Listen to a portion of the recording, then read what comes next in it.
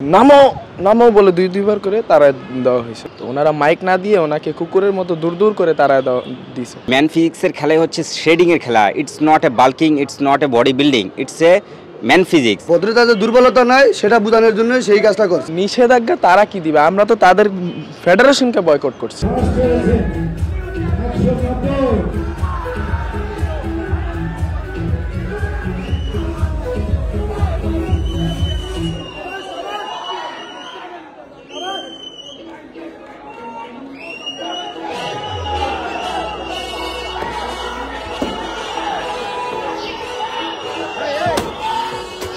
ঘটনার প্রেক্ষিতে শুধু একটা কথাই বলতে চাই, ফেডারেশন যা করেছে আমাদের শুভ ভাইয়ের সাথে পুরোটাই অন্যায় হয়েছে। আপনারা সকলেই দেখেছেন ভিডিওটাতে।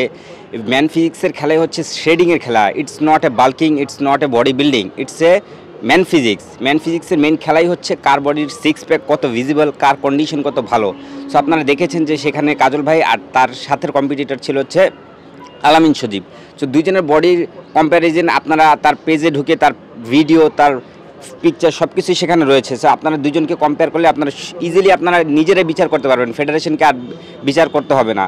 সো এখানে আপনারা দেখতেই পাচ্ছেন তার সাথে অন্যায় হয়েছে। ফেডারেশনের সভাপতি যিনি সেক্রেটারি নজরুল সাহেব, তার সাথে অন্যায় করেছে। ঘটনা বলতে আমরা তার খেলা টেলা দেখি নাই, আমরা ভিডিওতে দেখছি যা ওই আর কি খেলা দেখলাম। তারপর আমরা তো চোখে বাজে আর কি যে হয়তো এক নাম্বার হয়েছে, তো আরে মানে হয়তো বা দুর্নীতি করে দুই নাম্বারই বানানো হয়েছে। কিন্তু এখানে আমরা তো দেখতে পাই একটা ইটও দেখতে পারি, একটা পাথরও দেখতে পারি কীরকমের।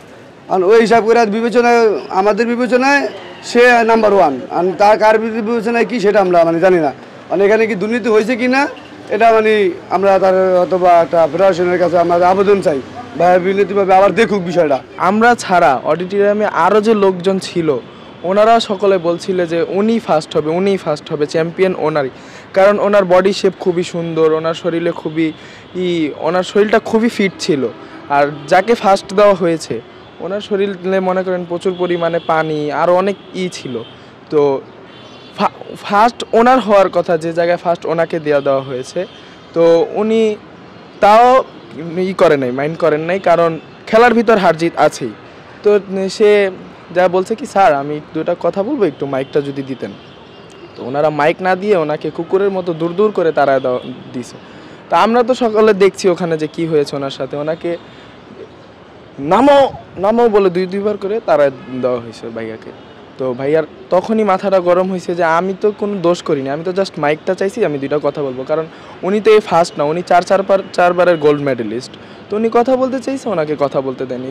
রাগের মাথায় ব্লেন্ডারটাকে উড়ে মারছে যখন, তখন উড়ায় মারার পর দুইটা লাথি দিছে, তো ব্লেন্ডারটা গিয়ে নিচে যায় পড়ছে। তো ওই জায়গায় হয়েছে। এই যে প্রতিবাদ করছে, এটা আপনারা এলাকাবাসী হিসেবে কিভাবে দেখছেন বিষয়টা? আমরা তো এলাকাবাসী হিসাবে, আমাদের হিসাবে, ভাই হিসাবে আমরা তো বলছি ঠিকই আছে। এখানে প্রতিবাদ করছে এই বিষয়ে আমরা মানে একমত যে প্রতিবাদ করছে এটা আর ভুল না, এরা ভুল ধরা দিছে। প্রতিবাদ মানে ভুল ধরা দেওয়া, তার মানে ভদ্রতা যে দুর্বলতা নয় সেটা বোঝানোর জন্য সেই কাজটা করছে। এলাকাবাসী হিসেবে আমরা এটাই প্রত্যাশা যে সে দীর্ঘ 13 বছর জিম করে ওয়ার্কআউট করে আজকে শুভ হয়েছে। এই বডি বিল্ডিং 1-2 দিনে হয় না। এই বডি বিল্ডিং একটা বডি বিল্ডারকে প্রো বডি বিল্ডার, অর্থাৎ তাকে অ্যাথলেট হতে 10 থেকে 12 বছরের সাধনা করতে হয়। সে দীর্ঘ 13 বছর এই লাইনে আছে। সো এটা করার পর যদি সে তার ন্যায় অন্যায়টা না পায়, আমরা এলাকাবাসী হিসেবে খুবই দুঃখিত। আমরা চাই এর সুষ্ঠু বিচার হোক এবং তার যে প্রাপ্য মর্যাদাটুকু সে যেন ফিরে পায়, এটাই আমরা এলাকাবাসী হিসেবে চাই। এটা একটা ন্যায্য বিচার চাই যে তার সাথে এই দুর্ব্যবহারটা করছে, তাকে অসম্মান করছে। কারণ তিনি তো 4বার মেডেলিস্ট, গোল্ড মেডেলিস্ট নিয়ে আসছে। যদি তার সাথে এই ব্যবহার করে থাকে তো এটা অবশ্যই বিচার চাই। শুধু আমি না, এটা সবাই বিচার চাই।